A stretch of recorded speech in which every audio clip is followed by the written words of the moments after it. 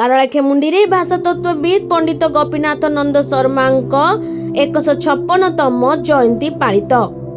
ଗଜପତି ଜିଲ୍ଲାର ସଦର ମହକୁମା ପାରଳାଖେମୁଣ୍ଡି ସ୍ଥିତ ଉତ୍କଳ ହିତଶ୍ରେଣୀ ସମାଜର ସଭାଗୃହରେ ଭାଷାତତ୍ତ୍ୱବିତ୍ ପଣ୍ଡିତ ଗୋପୀନାଥ ନନ୍ଦ ଶର୍ମାଙ୍କ 156ତମ ଜୟନ୍ତୀ ପାଳିତ ହୋଇଯାଇଛି। ଓଡ଼ିଶା ସାହିତ୍ୟ ଏକାଡେମୀ ଓ ଉତ୍କଳ ହିତଶ୍ରେଣୀ ସମାଜର ମିଳିତ ଆନୁକୂଲ୍ୟରେ ଅନୁଷ୍ଠିତ ହୋଇଥିଲା ଏହି କାର୍ଯ୍ୟକ୍ରମ।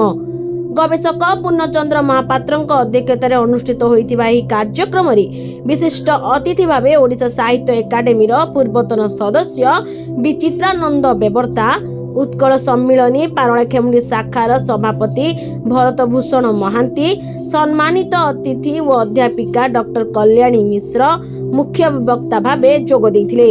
ମଞ୍ଚାସୀନ ଅତିଥିମାନେ ପଣ୍ଡିତ ଗୋପୀନାଥ ନନ୍ଦ ଶର୍ମା ହେଉଛନ୍ତି ଓଡ଼ିଆ ସାହିତ୍ୟ ଭାଷାର ରକ୍ଷକ ବୋଲି କହିଥିଲେ। ସାହିତ୍ୟ, ସଂସ୍କୃତି ଓ ପରମ୍ପରା ତାଙ୍କର ପରିବାର ଥିଲା।